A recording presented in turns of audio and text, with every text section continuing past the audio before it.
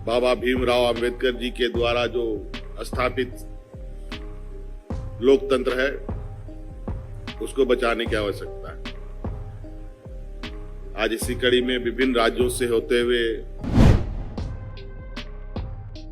इस देश को अलग करने में जो योगदान और जो बलिदान और जो कुर्बानियां हमारे पूर्वजों ने दिया है, कहीं ना कहीं उनके उन बलिदानी, उनकी कुर्बानी का भी मजाक उड़ाने का प्रयास है।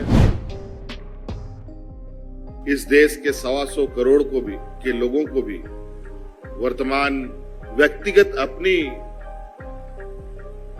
वास्तविक स्थिति को ध्यान में रखकर देश के लोकतंत्र का हिस्सा बनने का प्रयास हो। तो कहीं ना कहीं ये सिर्फ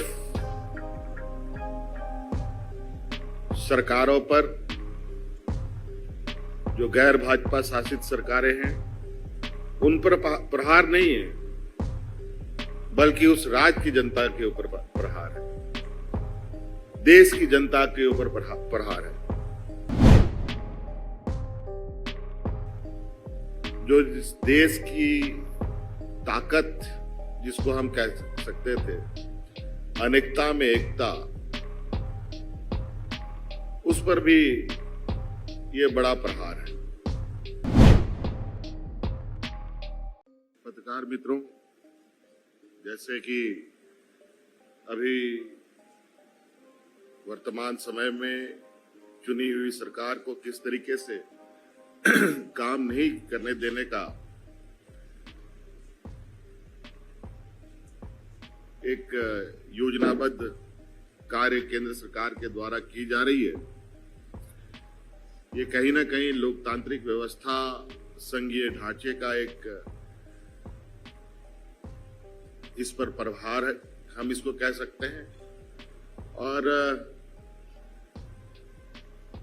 जो इस देश की ताकत, जिसको हम कह सकते थे अनेकता में एकता, उस पर भी ये बड़ा प्रहार है।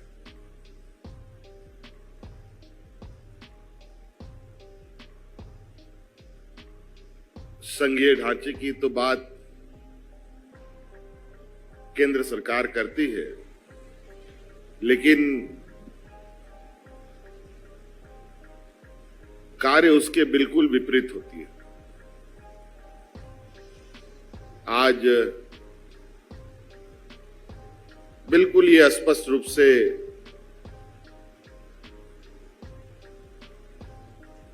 आपको ये देखने को मिलेगा, जो केंद्र सरकार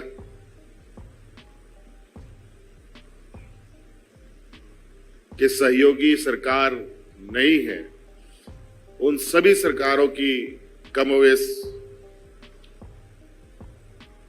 एक सी स्थिति है।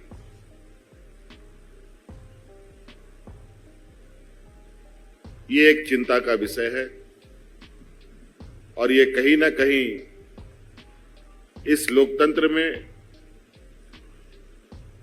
आम नागरिक और जनता की भी बहुत बड़ी भूमिका है। विधायक, सांसद, मंत्री, मुख्यमंत्री, प्रधानमंत्री, ये तो एक माध्यम है।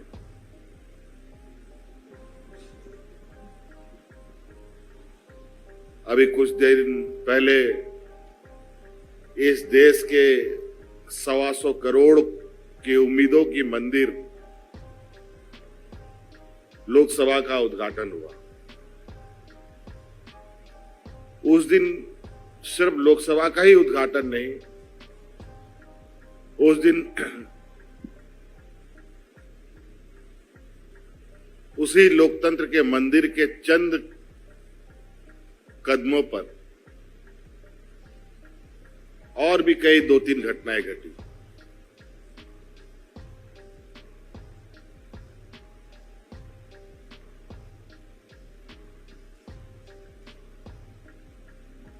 तो कहीं ना कहीं ये सिर्फ सरकारों पर, जो गैर भाजपा शासित सरकारें हैं, उन पर प्रहार नहीं है, बल्कि उस राज्य की जनता के ऊपर प्रहार है।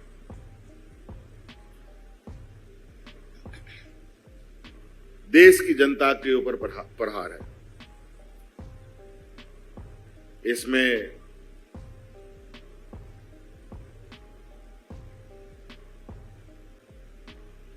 इस विषय को लेकर हम अभी और गहराई से पार्टी के अंदर चर्चा करेंगे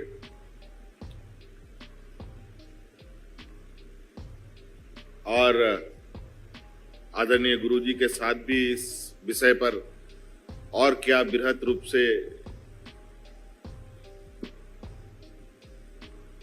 इस पर लोकतांत्रिक व्यवस्था को मजबूत करने पर आगे बढ़ा जाए, इस पर हम लोग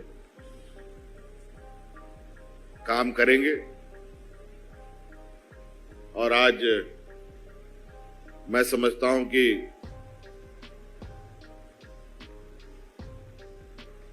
इस देश के 125 करोड़ के लोगों को भी वर्तमान व्यक्तिगत अपनी वास्तविक स्थिति को ध्यान में रखकर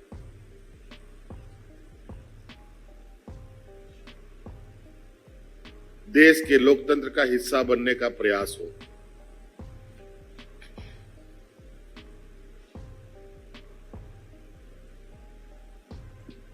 हमारे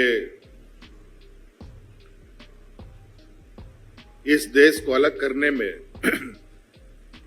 जो योगदान और जो बलिदान और जो कुर्बानियां हमारे पूर्वजों ने दिया है, कहीं ना कहीं उनके उन बलिदानी, उनकी कुर्बानी का भी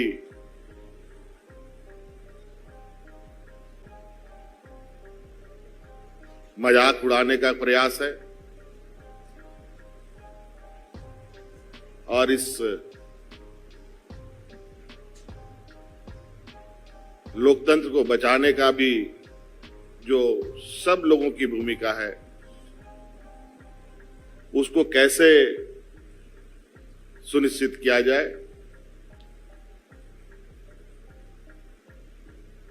ये कहीं ना कहीं बहुत लंबी और मजबूती के साथ एक बाबा भीमराव अंबेडकर जी के द्वारा जो स्थापित लोकतंत्र है, उसको बचाने की आवश्यकता है। आज इसी कड़ी में विभिन्न राज्यों से होते हुए बड़े भाई केजरीवाल जी यहाँ आए हैं, मान साहब भी, पंजाब के मुख्यमंत्री भी यहाँ उपस्थित हैं और इस विषय पर सभी राज्यों में चर्चाएं हो रही हैं। दिल्ली के अंदर झारखंड के भी लोग हैं, बिहार के भी लोग हैं, यूपी के भी लोग हैं, केरल के भी लोग हैं, महाराष्ट्र के भी लोग हैं।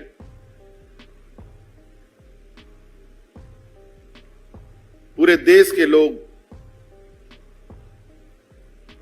और पूरा देश का जनप्रतिनिधि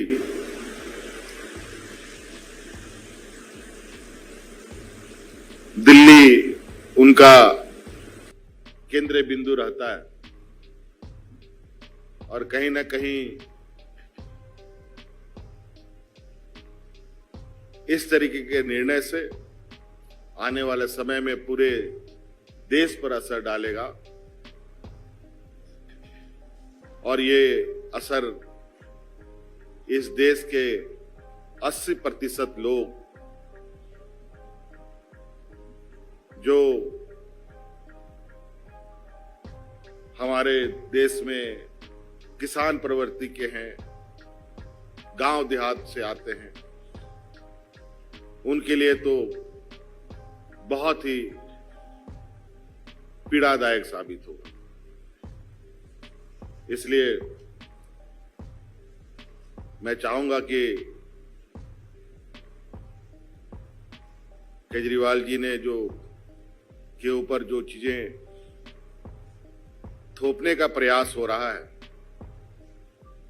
इस विषय पर राजनीतिक तौर पर भी और कानूनी तौर पर भी